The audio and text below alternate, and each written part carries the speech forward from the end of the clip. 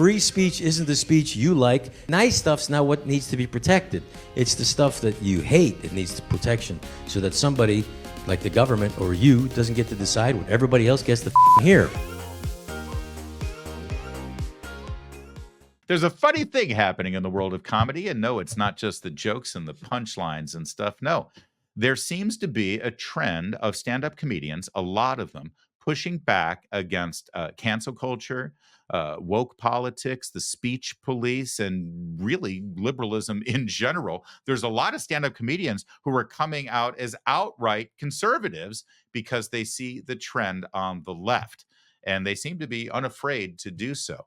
We've talked about this in the past with a couple of comedians, most notably Jerry Seinfeld, who I don't think is a conservative, but he's really sick and tired of DEI, cancel culture, woke politics, and he's certainly fed up with the pro-Hamas terrorists that he has to deal with heckling him sometimes because he dares to be a Jew who stands by the state of Israel. Well, let's turn to Rob Schneider. Rob Schneider, of course, an alumni of Saturday Night Live, a stand-up comedian, an actor, a writer, and he has made a real lurch to the right now, mostly because he's sick and tired of woke politics. Take a look at this moment from a recent stand-up where somebody in his audience gets a little triggered by his politics and starts to heckle him. Everything okay? Are you mad? You okay? No, I'm mad. No, he is. You're mad? Yeah. That's okay. You know what the cool thing about it in America is? Free speech isn't the speech you like. Nice stuff's not what needs to be protected. It's the stuff that you hate that needs protection, so that somebody like the government or you doesn't get to decide what everybody else gets to hear. Okay? And you're more than welcome to disagree and write an act and get on stage and sell out like I just did. You know? But I love that. In fact, he should have dropped the mic, since that was a, mic drop moment. But that's really what it's all about, isn't it? That is the power of free speech. That's what free speech is all about. It's about protecting things you don't like. That's the speech that needs to be protected.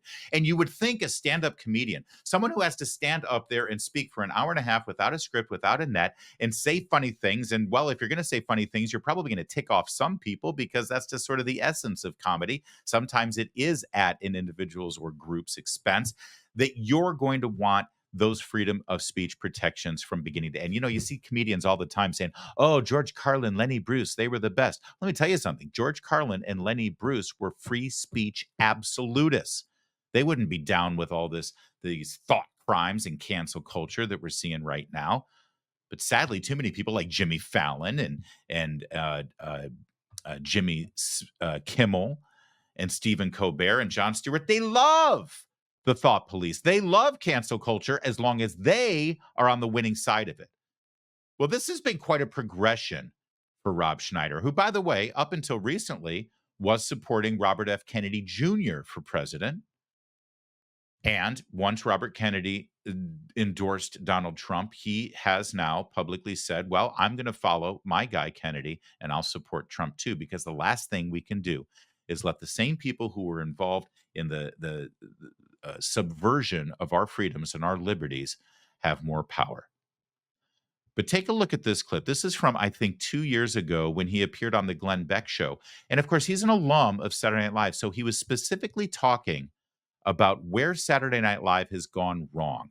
And he references the first show after election night, where the actress who had been playing Hillary Clinton all through election season sat at a piano and mournfully sang a song, a Valentine to Hillary Clinton, mourning the fact that she didn't win the presidency. And well, watch his reflection on that moment. One of the things is I travel around this country and try to perform and, you know, not indoctrinate people like some comedy shows seem to be doing these days.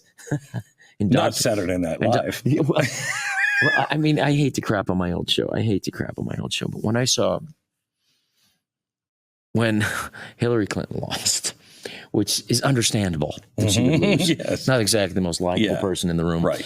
And then when Kate McKinnon went out there on Saturday Night Live in the cold opening, and I was like, she started dressed as Hillary Clinton and she starts playing Hallelujah. And I said, I literally prayed, said, please have a joke at the end.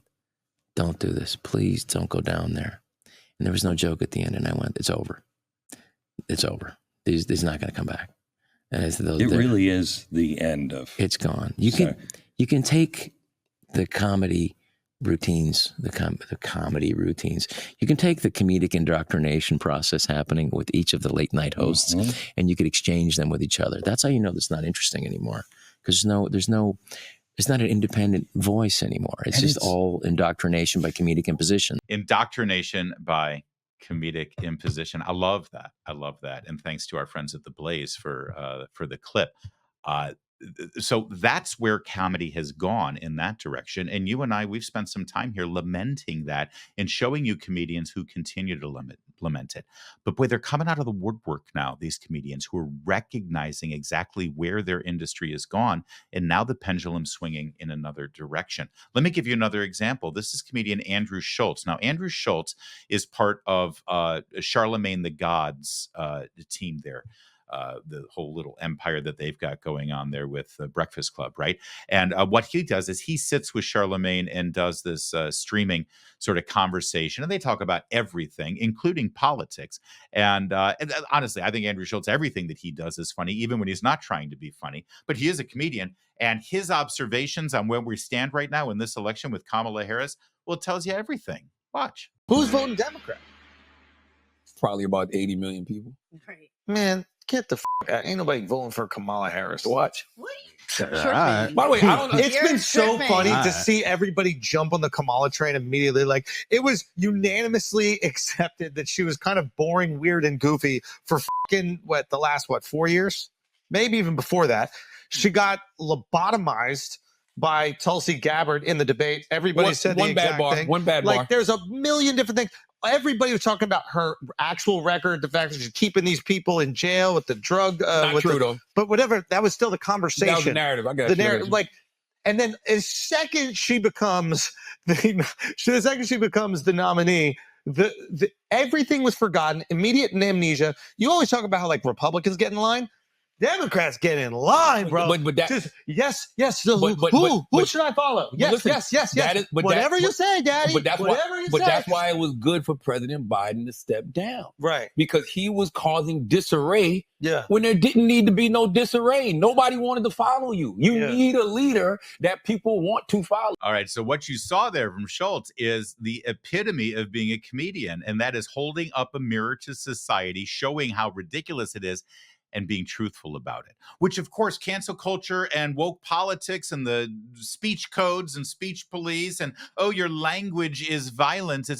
It's the antithesis of that, right? And so comedian after comedian after comedian now we're seeing who are actually sort of stepping out and saying enough. And it's a kind of nice thing to see. Again, I don't think these people are conservatives. I think that they just see what's going on. And they see what the danger is. And if we're talking about that, if we're talking about speaking truth and making observations about our society and being so truthful in your comedy that you may offend people and even seriously piss people off, well, we can't have that conversation without focusing on the greatest of them all. And I do mean the absolute greatest, the dearly departed, recently deceased Norm Macdonald. And before his untimely passing, Norm, literally the greatest voice of our generation. Norm reflected on this, reflected specifically about comedy and about its role in the national conversation. Take it away, Norm. Comedy in the time of Trump, is it more difficult than it was when you were on Saturday Night Live? It's more difficult in the time of Trump for good comedians, and it's way easier for bad comedians. You don't have a worldview by just saying you don't like Trump. You know what I mean? That doesn't count. You can't just say I hate Trump, and that makes you a good person. And the Democrats just can't say I hate Trump, and that means they have a position. That's no position. So for idiots, it's an easier time because you go, well, that guy's the idiot, not me. But if you try to do smart comedy, it's better to stay away from stay away from Trump, you know. But he's being caricatured on Saturday Night Live, like quite mercilessly by Alec Baldwin. Like, is it funny to you? Is that funny? No. The only reason I don't find it funny, when I was there, Daryl Hammond did Donald Trump, and that shows how far back Trump goes, because that was 20 years ago. But Daryl did him then. It was a softer Trump, you know. I think it was a Trump that was a lot closer to his real self. But if you do an impression of someone, you have to like that person, you know, because you're playing the person, and people like themselves. So you can't play someone and have contempt for them at the same time. You know, it doesn't work as an impression. So I don't like his impression, and I have no political affiliation. I just mean from a comedy level. From a comedy level, and it's instructive, I think, to know that interview took place on Canadian television, not on American television. Because, you know, American media, American journalists, they're not really interested in what's going on in our culture if the truth and reality of it is it goes against their own political perspectives. They love Saturday Night Live the way it is right now because it affirms their own beliefs and their own personalities. But of course, that's not what comedy is supposed to be about, is it? So we're seeing this trend. Hopefully it's going to continue. Hopefully comedy will continue to rise up. The good comedians will rise up, and the only way they do is if they can be honest and truthful and hold a mirror up to our society and show the absurd nature of all aspects of this country. And that includes the woke ideological left. Hopefully, that's where we're headed. Until then, well, I don't know about you, but I'll just continue to watch old clips of Norm Macdonald, because Norm Macdonald on Conan O'Brien over the years, there's nothing funnier. And you can start watching those on whatever your favorite video platform is. You can just go from one to the other, and before you know it, 2.5 hours have passed. And you're way more entertained than anything you see right now on late night television.